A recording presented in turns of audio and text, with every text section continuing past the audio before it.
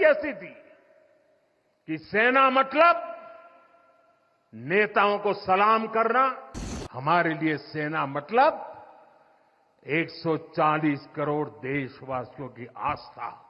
अग्निपथ का लक्ष्य सेनाओं को युवा बनाना है। अग्निपथ का लक्ष्य सेनाओं को युद्ध के लिए निरंतर योग्य बनाए रखना है। दुर्भाग्य से राष्ट्रीय सुरक्षा से जुड़े इतने संवेदनशील विषय को कुछ लोगों ने राजनीति का विषय बना दिया है। ये वही लोग हैं जिन्होंने सेनाओं में हजारों करोड़ के घोटाले करके हमारी सेनाओं को कमजोर किया। ये वही लोग हैं जो चाहते थे कि एयरफोर्स को कभी आधुनिक फाइटर जेट न मिल पाए। ये वही लोग हैं जिन्होंने तेजस फाइटर प्लेन को भी डिब्बे में बंद करने की तैयारी कर ली। जिन्होंने एक मामूली रकम 500 करोड़ रुपए दिखाकर वन रैंक वन पेंशन पर झूठ बोला था। ये वही लोग हैं जिन्होंने सीमा पर तैनात हमारे जवानों को पर्याप्त बुलेट प्रूफ जैकेट्स भी नहीं दी थी। हमारी सेनाओं ने बीते वर्षों में कई साहसिक निर्णय लिए हैं। सेना द्वारा किए गए जरूरी रिफॉर्म्स का एक उदाहरण अग्निपथ स्कीम भी है। दशकों तक संसद से लेकर अनेक कमेटी तक में सेनाओं को युवा बनाने पर चर्चाएं होती रही है। भारत के सैनिकों की औसत आयु एवरेज एज ग्लोबल एवरेज से ज्यादा होना ये हम सबकी चिंता बढ़ाता रहा है। इसलिए ये विषय वर्षों तक अनेक कमिटियों में भी उठा, लेकिन देश की सुरक्षा से जुड़ी इस चुनौती के समाधान की पहले इच्छा शक्ति नहीं दिखाई गई। शायद कुछ लोगों की मानसिकता ही ऐसी थी कि सेना मतलब नेताओं को सलाम करना, परेड करना। हमारे लिए सेना मतलब 140 करोड़ देशवासियों की आस्था। हमारे लिए सेना मतलब 140 करोड़ देशवासियों की शांति की गारंटी। हमारे लिए सेना मतलब देश की सीमाओं को सुरक्षा की गारंटी। अग्निपथ योजना के जरिए देश ने इस महत्वपूर्ण सपने को एड्रेस किया है।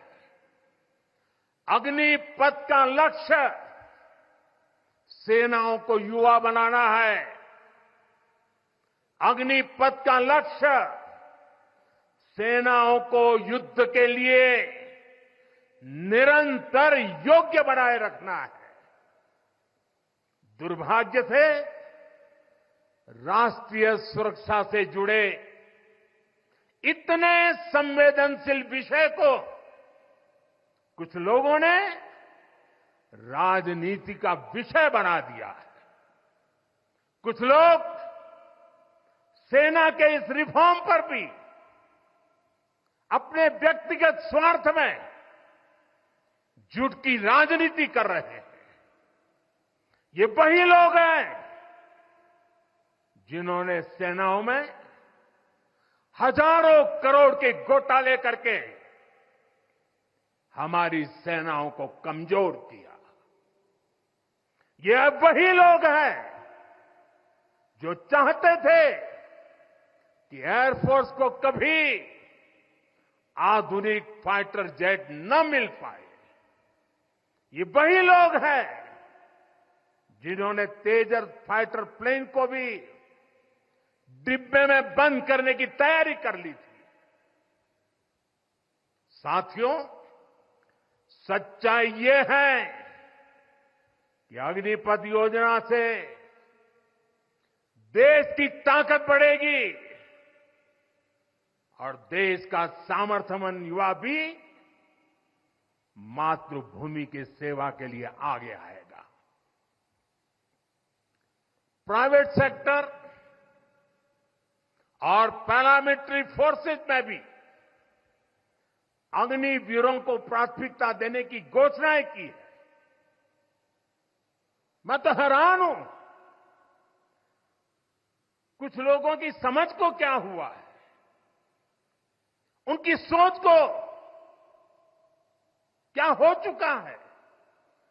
ऐसा भ्रम फैला रहे हैं कि सरकार पेंशन के पैसे बचाने के लिए ये योजना लेकर आई है।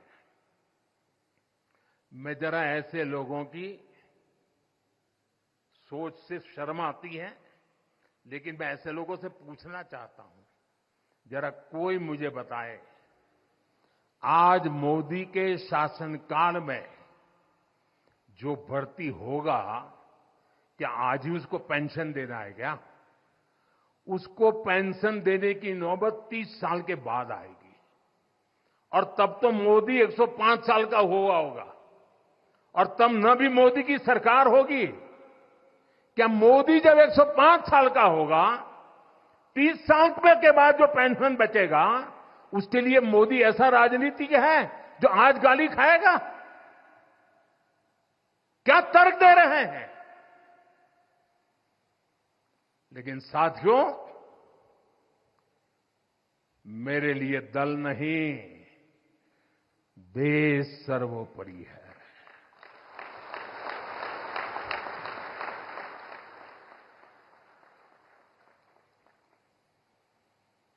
और साथियों, मैं आज गर्व से कहना चाहता हूं, सेनाओं द्वारा लिए गए इस फैसले का हमने सम्मान किया है। और जैसा मैंने पहले कहा, हम राजनीति के लिए नहीं, राष्ट्र नीति के लिए काम करते हैं। हमारे लिए राष्ट्र की सुरक्षा सर्वोपरि है। हमारे लिए 140 करोड़ की शांति ये सबसे पहले है। साथियों, जो लोग देश के युवाओं को गुमराह कर रहे हैं, उनका इतिहास साक्षी है कि उन्हें सैनिकों की कोई परवाह नहीं है। ये वही लोग हैं जिन्होंने एक मामूली रकम 500 करोड़ रुपए दिखाकर वन रैंक वन पेंशन पर झूठ बोला था। 500 करोड़। ये हमारी सरकार है जिसने वन रैंक वन पेंशन लागू किया। पूर्व सैनिकों को 1.25 लाख करोड़ रुपए से ज्यादा दिए गए। अब कहां 500 करोड़, कहां 1.25 लाख करोड़। इतना झूठ और देश के जवानों की आंख में धूल झोंकने का पाप। ये वही लोग हैं जिन्होंने आजादी के 7 दशक बाद भी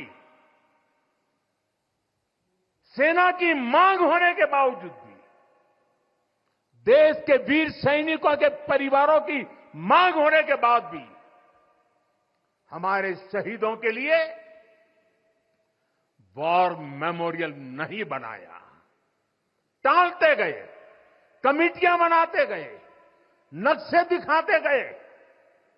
ये वही लोग हैं जिन्होंने सीमा पर तैनात हमारे जवानों को पर्याप्त बुलेट प्रूफ जैकेट्स भी नहीं दी थी।